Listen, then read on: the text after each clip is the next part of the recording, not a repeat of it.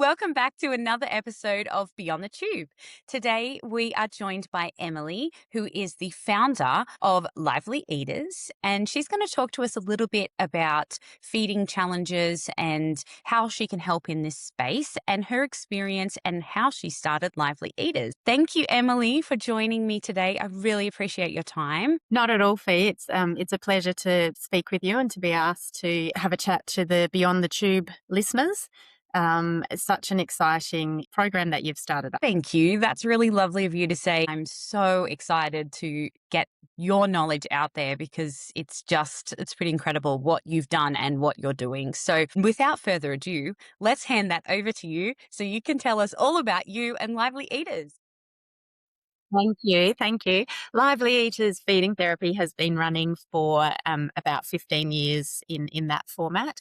I'm a speech pathologist by background, and my passion and love for all things feeding started right back at the start when I was a student. So it's been 26 years of working with children and with children with feeding challenges with their parents. So from that, I guess I saw the need for supporting parents and families in a way that wasn't being met in the community. I've worked in the community. I've worked in tertiary hospitals in Adelaide and also in the UK. And just felt like I wasn't kind of tapping into what was really going on for these families in those appointments where the parents would come. They would tell me that their preterm baby was still vomiting, still on the tube, still not eating, still refusing anything towards their mouth. And I just thought there just needs to be a different way to be able to support these families. And that led to the start of Lively Eaters. We are a multidisciplinary feeding therapy service. So we have a pediatrician, we have speech pathologists, we have dietitians and mental health support to really try and cover the aspects that we know impact the children, but also sometimes more importantly, the parents and the siblings of the children and what they're going through.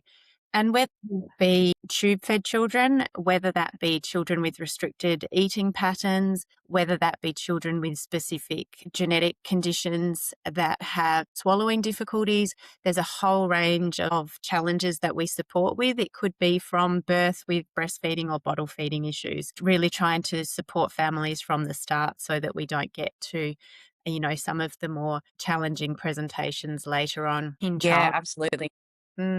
Yeah. So our focus really is on everything to do with mealtimes, whether that be how the family engages at mealtimes, what foods are offered, what are safe textures, if the children are tube fed, how is that tube feeding happening? So we really support families to mirror what a typically eating child would be doing, Yes. whether it's provided via a tube or provided via the mouth.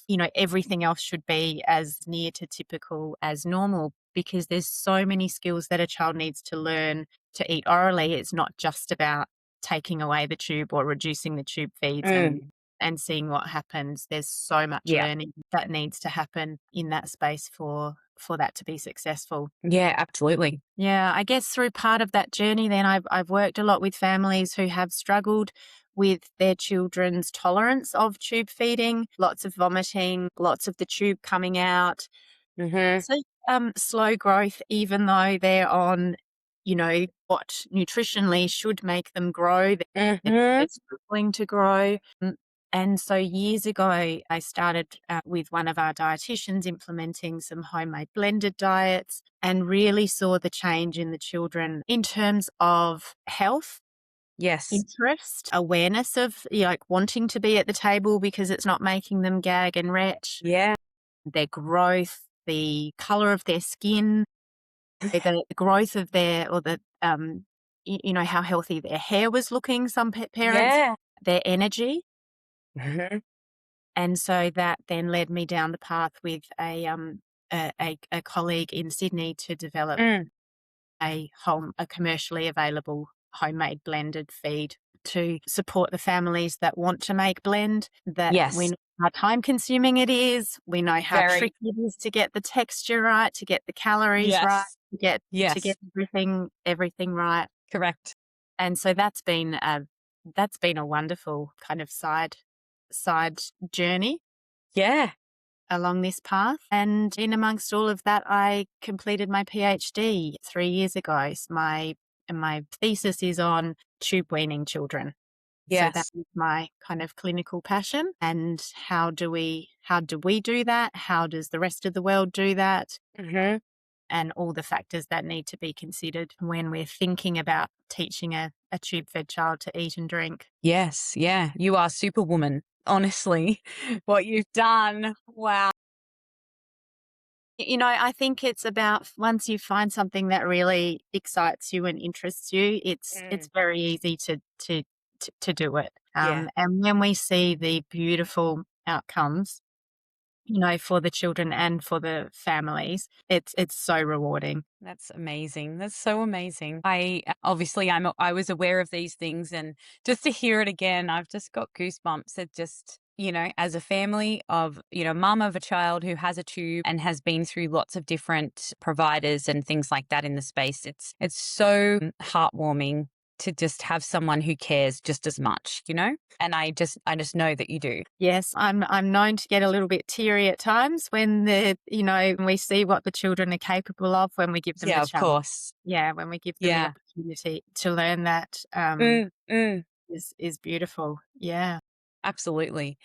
I guess on the back of that, I would love to know from your perspective why feeding challenges are so often misunderstood, particularly when it comes to tubes. I think there's a bit of a stigma around, the children that only eat chicken nuggets and chips as, being naughty children or being difficult children or having parents who, aren't doing good parenting because they're just feeding their child chicken nuggets and chips because that's what the child wants.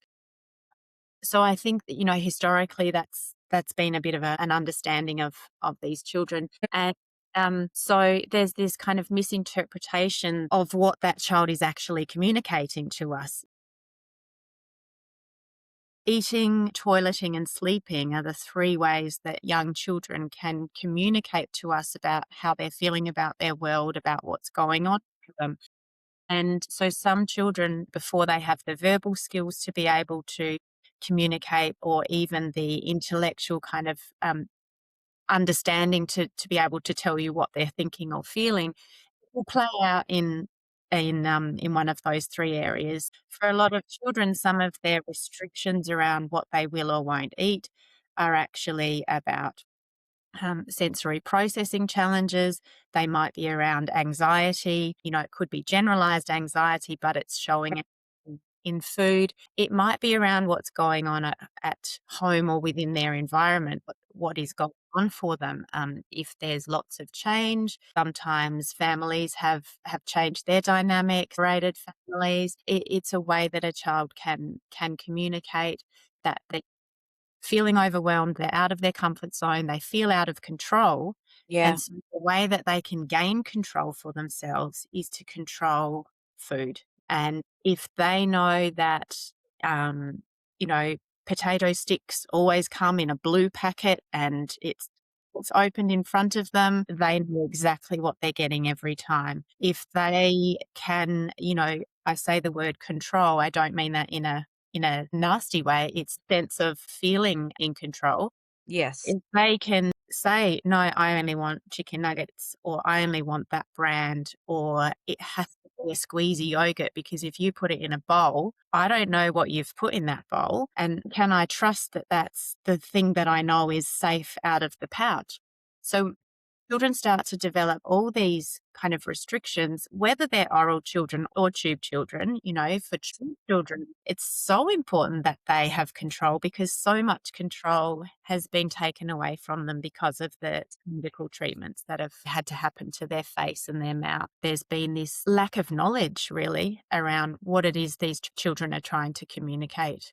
Our role is to help the children be heard, to help the parents understand what it is and why it is that the children are making these choices or using some of these behaviours. How we can help the children through that with safety and trust. Yeah. Yeah, absolutely. With tube fed kids, oral aversion feels like it amplifies when there is an NG tube in place because the child has already got this tube that's, in their throat. There's already something in there, and then we're trying to get them to also eat orally, but we're filling their stomach, and that connection between feeling full and eating isn't always there. So you've got this sort of like double pinned aspect going on for them, which can be really hard for parents. And clinically for you, you must see that all the time. All the time, all the Yeah. time. And as you say, it's completely understandable for the child, not Mm, necessarily about having the feeling of the tube there, but about having adults coming at their face to hold them down, to place a mm, tube. Perhaps they've had oro gastric tubes. You've had a lot of people prodding and poking at their face. So for absolutely. them, the safest thing to do is say, nothing is coming near my face unless it's me doing it, unless it's Hmm. the child doing it, unless they really feel comfortable with what it is. And Yes. so the more we try and, you know, push that, the more defensive they may become Yes. because that's feeling out of their control. So we really want to support parents in how do we set up a mealtime environment or pleasant oral experiences that doesn't involve us trying to put a spoon in the child's mouth or trying to get the Yes. bottle in their mouth, because we will get the most progress and success when the Mm. child does it themselves Themselves. Yeah. and starts to break down some of their fear and their anxiety around having things in the mouth themselves. Our role is to teach families, how do we facilitate that without just always going for the spoon in the mouth, trying to stick the dummy in or trying to shove the toothbrush in, Hmm. because people have told us that we need to have things in their mouth. So this is what we're going to do. Yep. Hmm. It's not only the feeding tubes. A lot of these kids have had oxygen, they've had Yeah. masks CPAP on their machines. Yeah. face, CPAPs, they've had medications put into their mouth that may have Hmm. been unpleasant. There's a lot of background for the tube-fed children. They don't want to do it, so we need to gradually desensitize them to that by keeping them in control and giving them the autonomy to do that. And how do we do that? That's our role, to teach each individual child and family based Yes. on their circumstances and their presentation. And just because a child is orally averse, it doesn't mean that they can't learn to eat and drink. Yeah, of course. Some of my research has absolutely supported the fact that children who eat or drink nothing orally be successfully weaned. Okay, Um, that's good. yeah, yeah. That's really You good. don't need to have a level of oral intake or oral skill. They don't have to be able to chew. They don't have to be able to swallow 200 mils of fluid. These parameters aren't necessary to be able to teach children how to do this. Is there any, I want to say mistakes, but I feel like that's almost a bit harsh. Is there any things that families trip up on that you see consistently that you think this would be so great if people maybe just pulled back a little bit on this or did a little bit more of that? Is there any common thread? It's improving, but what I've noticed from very early on is that when babies come into the home from a very supported medical environment, that it's a feeding is almost like another medication. It's an application, and at this time and this time and Yes. this time on the clock, this is what I need to give this amount. It's a Mm. very kind of sterile medical procedure rather than the relational, emotional experience that we know that mealtimes and feeding should be. What I really support families to look at is, as long as the child is medically stable, and we would like to provide nourishment as we would for any other baby or child. Some parents would choose to do that on the clock, and others would prefer to go with baby-led cues. As much as possible, if we can allow those baby-led or child-led cues, it's going to help the child with that sense of autonomy. Yes. It's going to help with their understanding that I'm feeling something in my body. hunger, but they don't know what it is. I'm Correct. feeling something in my body. Someone does something to me. If it's a tube fed child, it will be giving some milk or food in a tube. If it's an oral child, it will be a breast or a bottle or a spoon. Someone does something to me and then I feel better. And so begins this relationship of I'm feeling this pain, my tummy gets filled, I feel Yes. better. This is called appetite. Often this is overridden in tube fed children because Yeah, they lose those cues, don't or they don't recognize those cues so yeah, much. they Yeah. don't know those cues because they're Mm. given set amount at set times. And we all know that appetite varies Absolutely. Yeah. day to day, week to week, Mm. depending on development, cognitive development, physical development, growth. We want to mirror that for the tube fed children and allow them the opportunity to communicate to you, no, I've had enough. I'm full. I'm sick. I'm about to vomit. They're not going to say to you necessarily, Mum, I'm going to vomit. Can you stop Yeah. pushing? Or it's too late. Like I always found like with Ezra when that would happen, it would often be too late. It might have just been 10 or 20 mils, which by the scheme of things is a tiny amount, but that was his cue to recognize something is not right. And by the time he kind of went, I don't feel good, I think I'm going to be sick, you're kind of rushing to get them to the toilet or you're rushing to get a bowl or a sick bag or something because those cues are so delayed, I think, because again, it's that lack of recognition of what's going on in their bodies. They don't really understand until it's almost too late. Yeah, yeah, I agree. And those cues could be really subtle. It could be blinking their eyes closed or a bit of a turn of the head, or it might be that to just wiggle Wriggle a a bit. little. And, Mm, it can be really subtle. And we're much better off stopping and maybe being 10 mils under what they're supposed to be or 20 mils under, yes. but Yes. stopping and their body holding on to that pushing to meet a target and then them vomiting, and then what do we do? Yeah, we've lost the whole thing then, haven't we? Yeah. Start all over again? This feeling of acid coming up for the children, that taste in Horrible. their mouth. I like to empower, families as long as the children are medically stable to say, "Let's just have a bit of give and take here," and if they are a vomiter, we don't need to give 120 mils every 4 hours. Let's set it up a little bit more typically and watch for these cues and respect these cues Yes. because we're gonna get much better outcomes in the future if a child is actually listened to. The kids that do vomit when they're in the process of being fed, whether that's a gravity feed, a syringe feed, a pump feed, irrespective of how it's done or how slow it's given, and they are sick and they do have that acid burn and all of the things that are going on when they're already struggling with that connection with orally feeding. Do you think that the kids are making a cognitive link between this feeling of you've overfilled my belly or my belly now has contents in it, which now makes me feel ill, which then leads to me vomiting, which I get this horrible feeling, this yucky taste. I feel lousy afterwards.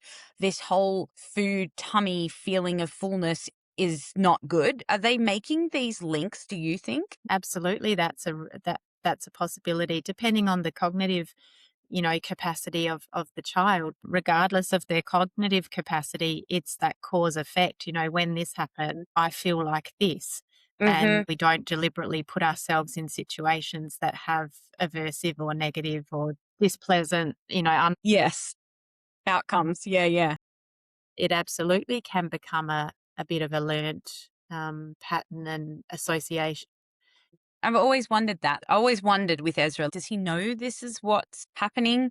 And like you said, maybe it wasn't cognitive. It was just very basic in that you put this stuff in, I vomit, I feel sick. In however they think that when they're small or babies. Yeah, yeah, and then any of those feelings kind of up the throat and in the mouth just brings in that unpleasantness again Yeah. of, "Oh, now I've got burning in it and it doesn't taste good," or it tastes like that, it tastes like formula. A lot of tube-fed Yeah. children refuse to drink milk, formula, because they have those negative associations with the taste of the reflux of it. Is there any practical tips that you would give to families or that you do give to families to reduce some of that pressure at mealtime, whether that's on themselves or whether that's for the child? One of the big things that parents tell me is that if they do eat something, it's only a tiny amount, it's not enough to sustain them. And one day they might have it, and the next day they won't touch anything. And maybe they'll drink 10 mils this Mm. day, then they won't touch it again. I'd love to reassure parents that when children are 100% tube fed, there's zero capacity left for them to need to put anything extra in their Anything in? Yes. Yeah. so it's a bit like when we've eaten Christmas lunch and, we're absolutely full, and then dessert comes out, and Yes. we can't say no to dessert, so we eat a bit more, and then we're even fuller, and then someone brings out your absolutely favorite glass of something or Hague Yes. chocolates Yeah. and you just think, "That is super motivating. I'm just gonna do it." For our tube-fed kids, it's a bit like they've got to the end of dessert on Christmas Day with the tube, unless it's a food or a drink that is highly motivating, Okay. it's really like, "Well, I don't need to why would I want to eat that? I'm chockers. I'm full. Yeah. I'm already full. I'm already full." But if it's something really motivating, then I might have a bite or 3. Actually, tomorrow I don't feel like doing that. Or maybe I got caught up in the moment because we were with other kids that were also doing it, and so I copied them. Yeah. Yes.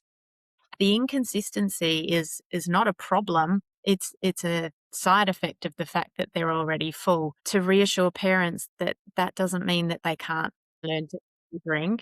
And Yes. it's also not a marker that says, well, they have to be able to eat or drink this much before you can wean them.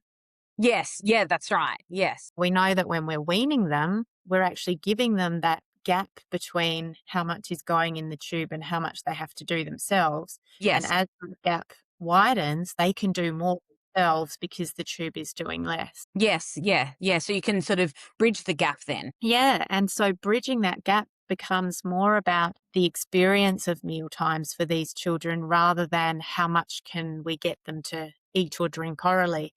Thinking about what is the purpose of meal times? It's for family connection, it's for shared enjoyment, Yes. it's for new experience. Communicating and yeah, spending time together at the table and all of those lovely experiences that we get. Talking about our day or whatever it might be. Absolutely. It's not just about food, is it? Yeah. Yeah, correct. And that happens over 20, 30 minutes. It doesn't happen over the 10 minutes that I can quickly syringe in a tube feed. True. Um, Yes. it's about modeling for the children Mm, what it is we want them to copy. We're holding knives and forks. We're not holding syringes and plungers. that's true. Yeah. Or pumps or whatever it is. Yeah. Yeah. Yeah. It's about the children self-initiating exploration. Um, It's about reducing those sensory barriers and that anxiety, and Hmm. it's being predictable and consistent so that the child can really learn what to expect each meal. When we know what to expect, our Yeah. anxiety reduces. When our Yeah. anxiety reduces, our mind is more open to learning. That is what meal times are about rather Hmm. than how much can we get him or her to eat or To drink. actually, yeah, okay. It's more like the exposure part, like keeping them exposed to those sort of everyday experiences for us Yeah. that are so normal, but for our tubies that are Yeah. less normal for them, Yeah. or kids that are orally adverse in any sense. Even the restricted eaters, if they're not tube fed, they often graze throughout the day, then they're not able to sit at a table, they're not able Hmm. to be around foods that they don't like the look of or they don't like the smell of. We want to normalise that every other child, when they go to daycare or to school, they have breakfast, snack time, recess time, That's lunch, right. afternoon tea, dinner. Could it be any different for our Any tubies? tubies, I agree with Ezra. We pack him a lunch for preschool. We've now got to a point where we're just overnight feeding him so that his mealtime exposures, breakfast, morning tea, fruit break, lunch, afternoon tea, dinner, we don't do supper because supper is kind of his tube feed. That's how we've sort of preferenced that. We want to give him the feeling that he maybe can do it, you know? And some days he's excellent and other days it's terrible. And we may go on a run where we have 2 or 3 really great days or a week, and then we might have 2 weeks where things are really rubbish. But we're giving him every opportunity to be able to try Yeah. and try and get it sorted, you know, try and get things comfortable for him. Do you know what I mean? Like, just give him the opportunity if he wants to take it without pressure. Absolutely, that's perfect. And the more consistent you can be as a family, you're setting the goalposts in Yeah. one split. And Yeah. for any child, some days they're going to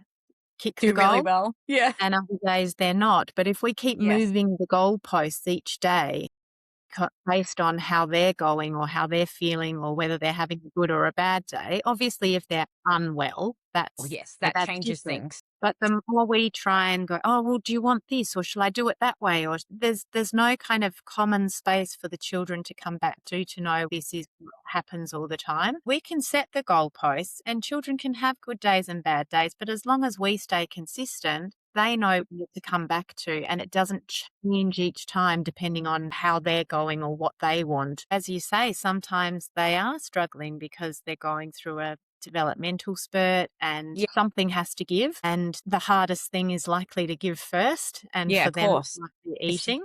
it's the oral aspect, yes. Yeah, that's right.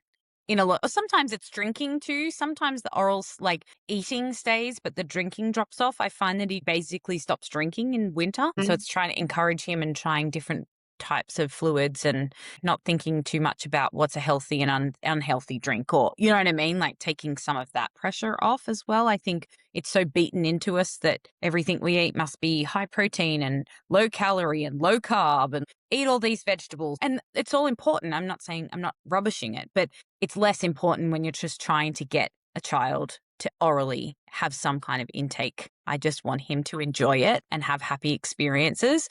And then hopefully we can just build on that. We certainly have the view that all food is just food. We don't, delineate if you eat this, you can have this treat, or, you can't have chocolate because it's got too much sugar. Of course, we Yeah. have to look overall at what the children are, what their nutrition is, but we don't want children to be thinking there are, treat foods and then Yeah.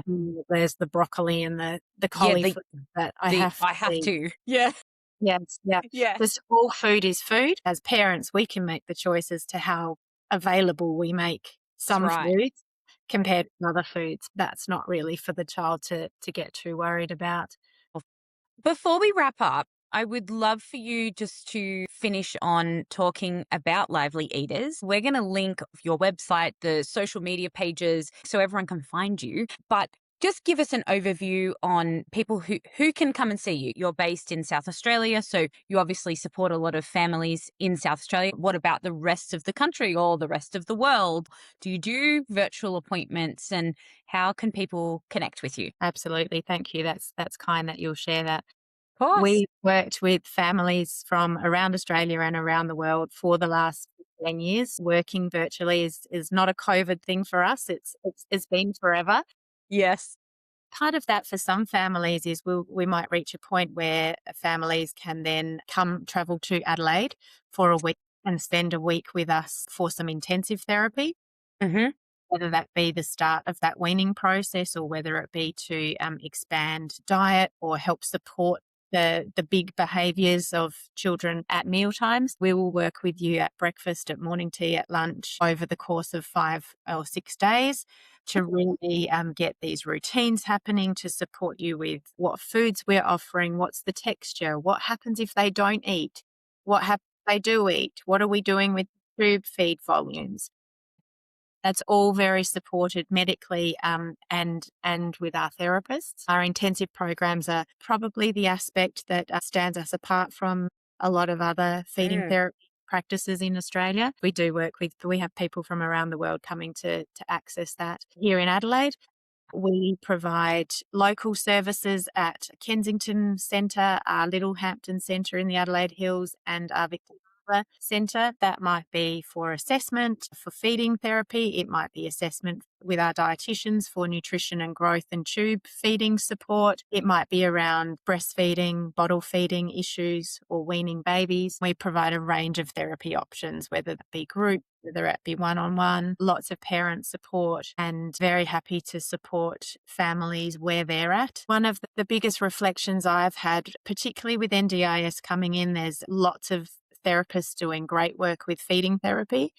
Some therapists who don't have experience yet. We don't study feeding therapy at uni. Yes. Something that is trained afterwards. There's a lot of things that impact feeding. Finding the therapist that gels with your family and you feel comfortable with, has the right experience, is the thing that parents might like to think, because that's what's going to keep you moving forward. Well, that's not to degrade any No, of therapist. course It's not. just to say that, like with any aspect of health, Everybody has different everybody different approaches. specialties, yeah, and different focuses, and obviously yours is so strong on feeding therapy. That's part of what you've studied and what you've lived for your career. So yeah, not everybody's done the same thing. And again, like you said, it's not to discount anybody, just what might work best for you. Or there's potentially people who are listening or watching us thinking, well, I've done it and I didn't have a good experience, or I've done it Mhm. and it didn't work. Maybe Mhm. you just didn't find the right person to work with. We would see lots of families who have accessed a lot of feeding therapy support, and it's just a different approach, is what taps into what And they need. experience, right? Mm. Experience is a big part of Yeah, it as well.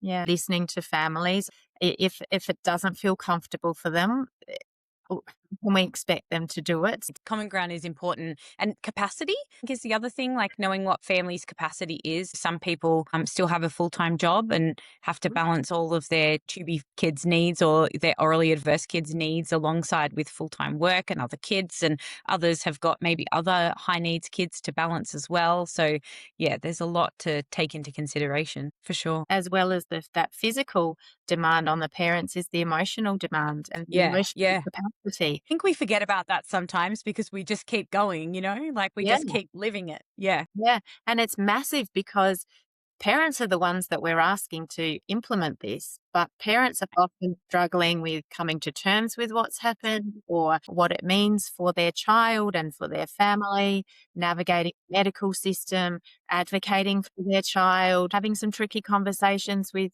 other teams that don't have an outcome that they feel comfortable with. Yeah, All of this is going on.